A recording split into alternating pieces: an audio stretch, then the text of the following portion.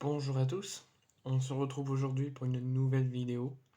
On va faire le point sur les 16e de finale de la Coupe de France, qui a débuté hier, donc le 19 janvier, à Bergerac, pour la rencontre entre Bergerac et Lyon, qui a été très intéressante.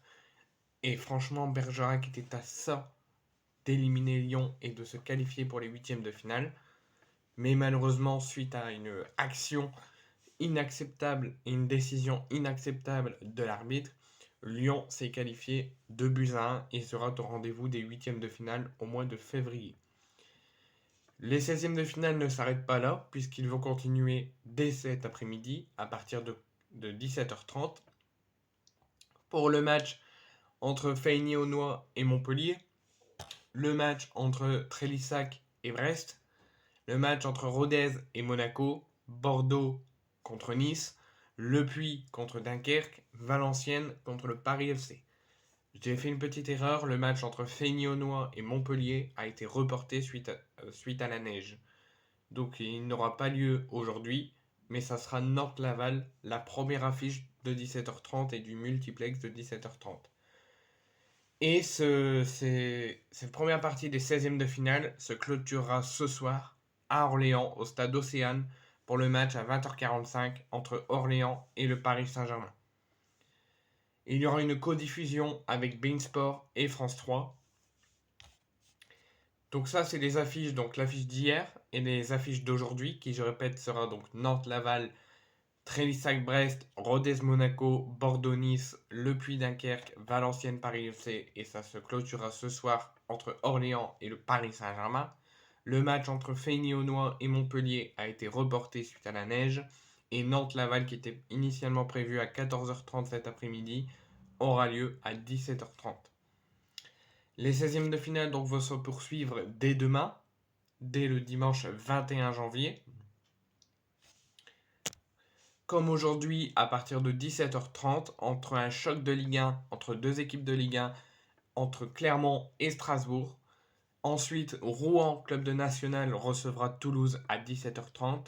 Saint-Priest, club de National 3, recevra Romorantin, club de National 2. Le Racing Club de France recevra sur son terrain Lille.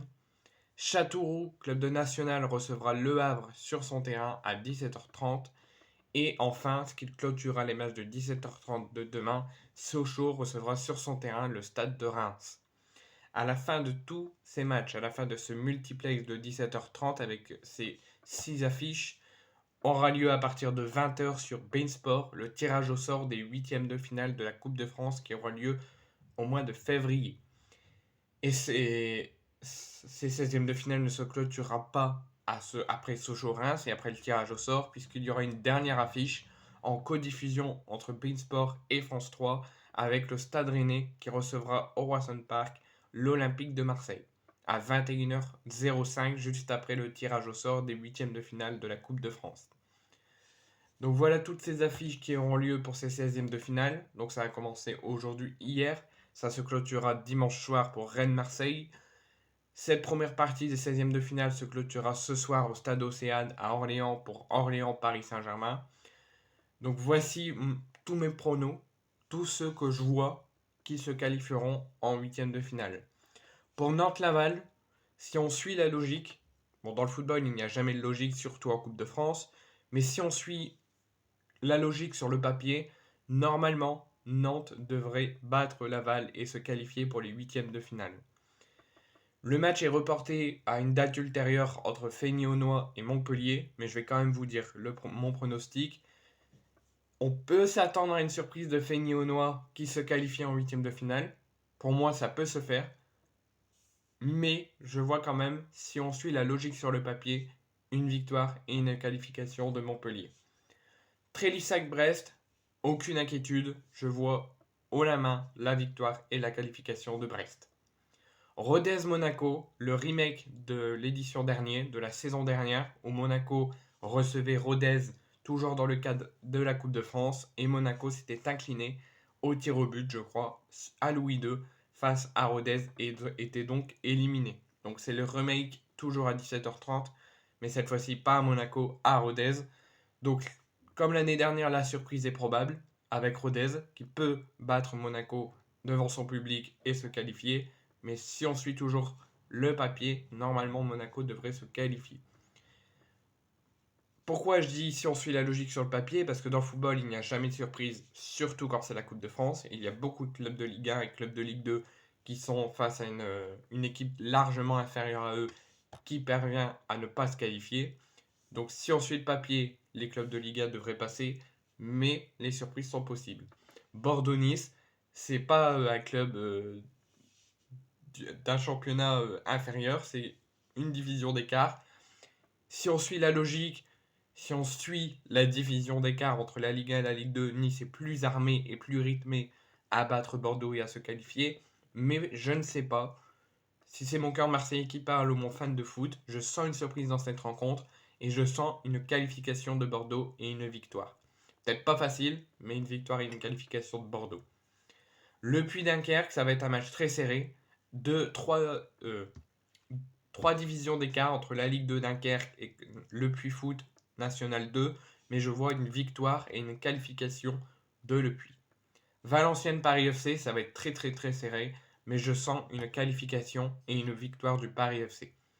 Orléans Paris Saint-Germain, si je vous donne mon pronostic en tant que Marseillais, en tant que supporter de l'OM, je verrai bien évidemment une élimination du Paris Saint-Germain et une qualification d'Orléans. Mais je préfère ne pas donner mon avis. Vous avez mon pronostic en tant que Marseillais. Je vois bien évidemment une défaite et une élimination du Paris Saint-Germain. Mais je préfère ne rien dire de plus. Je ne souhaite, tout ce que je peux dire, c'est que je ne souhaite pas une qualification du Paris Saint-Germain. Ensuite, donc, dernière partie de ces 16e de finale avant le tirage au sort, donc dimanche. Clermont contre Strasbourg. Clermont peut s'imposer. Je les vois bien se qualifier, mais je pense que Strasbourg peut le faire aussi. Donc ça va être un match très serré, un beau match de football. Mais je vois une qualification de Strasbourg. Racing Club de France face au LOSC. Toujours la surprise peut se produire quand c'est un club inférieur à une grande équipe de Ligue 1. Mais au vu de ce que Lille a fait sur sa pelouse à Lille face au Golden Lyon, lors des 32e de finale avec une victoire 12-0, ça peut se refaire. Je ne dirais pas 12-0, mais Lille peut se qualifier encore haut la main avec beaucoup de buts. Mais il faut toujours se préparer à une éventuelle surprise. Châteauroux-Le Havre, je vois une victoire et une qualification de Le Havre. Et Sochaux-Reims, Sochaux peut le faire. Ils ont réussi sur sa pelouse. Là, ils vont recevoir à Sochaux le stade de Reims. Donc Sochaux peut récidiver et faire le 2/2 après avoir réussi à éliminer et à se qualifier face au FC Lorient. Donc ils peuvent le faire face à Reims. Ça ne sera pas tâche facile parce que Reims, l'équipe de Wistil, c'est une sérieuse équipe. Mais je sens que le stade de Reims peut se qualifier. Mais la surprise de Sochaux peut se produire comme ça s'est produit en 32e de finale face à Lorient. Donc ensuite, il y aura lieu les tirages au sort des 8e de finale. J'espère, si Paris se qualifie, que comme Lyon est qualifié, je vais espérer un Olympico OMOL ou un OM PSG. Si, comme Lyon s'est qualifié et que Paris, je veux leur élimination, j'espère un Lyon-Marseille. Et ensuite, donc, dernière affiche, comme vous le savez, Rennes-Marseille après le tirage au sort. Et il n'y a pas de doute, je vois une victoire et une qualification de Marseille avec une belle copie à Rennes.